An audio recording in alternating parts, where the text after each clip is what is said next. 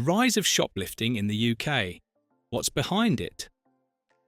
Shoplifting used to be seen as a petty crime, an occasional problem for retailers.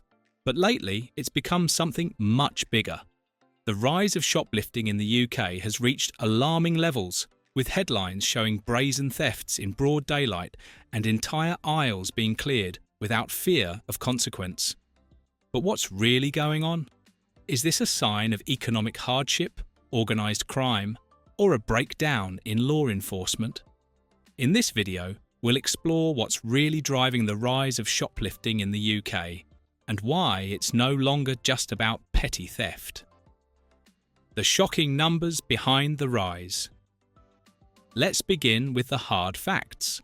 According to the British Retail Consortium, BRC, shoplifting in the UK rose by a staggering 27% year-on-year, with an estimated 8 million incidents recorded in the last 12 months.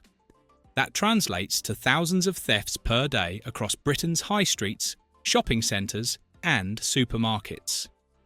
The Centre for Retail Research, CRR, estimates that UK retailers lost over £1.8 billion to theft in the last year alone, an all-time high. That figure includes not just direct product loss, but the added costs of extra security, insurance premiums, and staffing to deal with the fallout. In many cities, police and retailers report that shoplifting has become more frequent, more aggressive, and more organised. CCTV clips widely shared online show individuals walking out with trolleys full of goods or clearing shelves of high-value items, often without so much as a second glance at store staff. The trend has escalated from nuisance crime to what many now call a national crisis. Is the cost of living crisis to blame? The most frequently cited explanation behind the rise of shoplifting in the UK is the ongoing cost of living crisis. Inflation may be slowing, but prices remain significantly higher than just a few years ago. For many families, groceries, energy bills, rent, and basic hygiene products now take up nearly all of their monthly income. Many retailers have reported an increase in theft of everyday necessities like baby formula, nappies, over-the-counter medicines, milk, bread, and cooking oil. Some staff have even shared that customers apologise as they walk out with stolen goods, saying they simply can't afford to pay. One security guard in Manchester told the BBC, "I've stopped calling the police. It's usually food, and I know they're hungry." Charities and social workers have echoed these concerns, highlighting how some of the country's most vulnerable, especially single parents and elderly pensioners, are resorting to shoplifting simply to survive. However, while poverty-driven theft is certainly part of the picture, it's not the whole story. The rise of organised retail crime. Beyond desperation, there's a more calculated side to this epidemic: organised retail crime. According to law enforcement officials and industry insiders, a significant portion of shoplifting incidents are now being committed by professional criminal gangs. These groups often travel between cities, targeting specific stores and working in teams to overwhelm security or distract staff. Their operations are fast, efficient, and often violent. Some gangs walk in with tools to remove security tags, while others use stolen or cloned bank cards to launder returns into cash. The stolen goods, often razors, designer perfumes, alcohol, cigarettes, or high-end baby formula, are then sold online via social media marketplaces, eBay, or at car boot sales. Some are even exported abroad. Organised gangs are now considered one of the main drivers behind the rise of shoplifting in the UK, especially in large urban centres where enforcement is already stretched. Retailers struggling to respond. Retailers, big and small, are on the front lines of this crisis, and many are struggling to respond.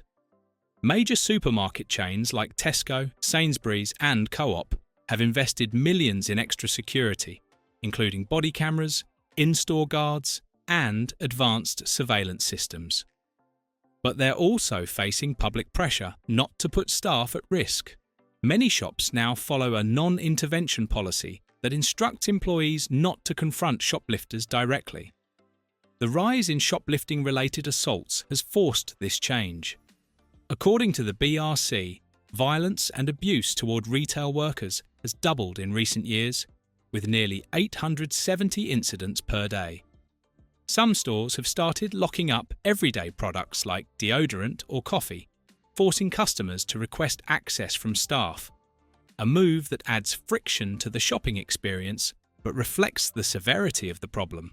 For small businesses, the cost of replacing stolen goods or installing new systems can be devastating. Many independent shopkeepers say they feel abandoned, with little recourse or support. A police force under pressure. One of the most controversial aspects of the rise of shoplifting in the UK is the limited police response.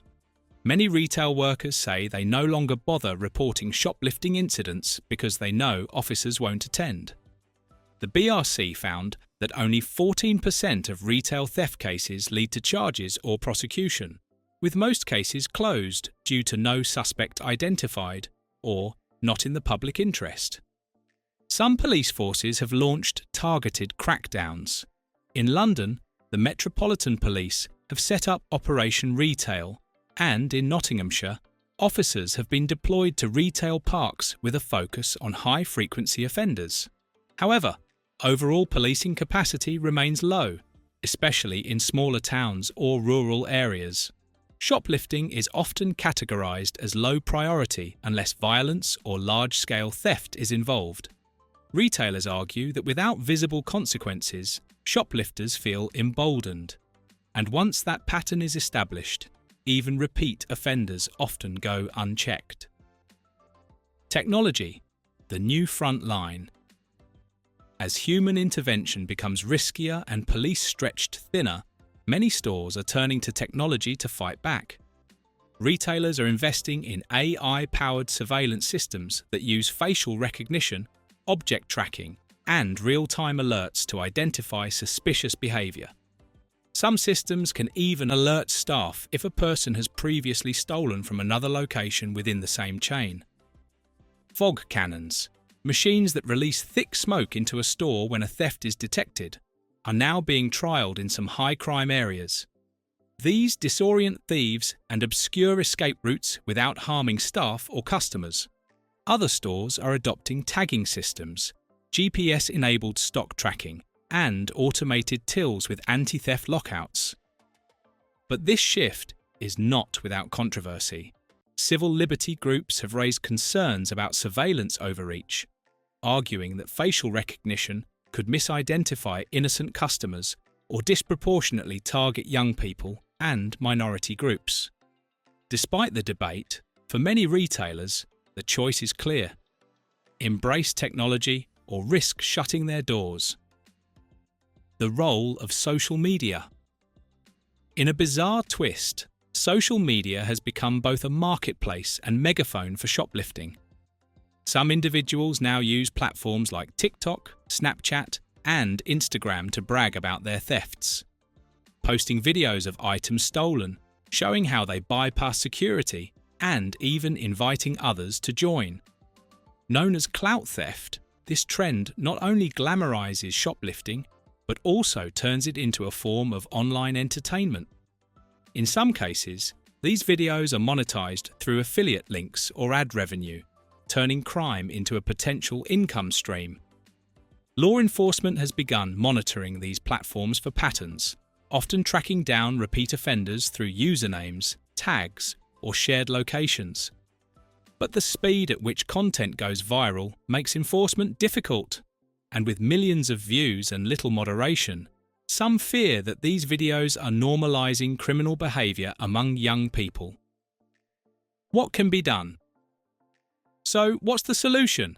Experts agree that there's no silver bullet, but several practical steps could help address the rise of shoplifting in the UK. Improved police prioritisation of high-frequency theft areas and offenders, supported by national funding. Clearer legal protections for shop workers, including the enforcement of assault laws. Retailer collaboration, where businesses share data about offenders and patterns across stores and regions. Balanced technology use that protects both staff and customer rights. Support for at-risk individuals through housing services, mental health outreach, and benefit access to prevent crime born from poverty.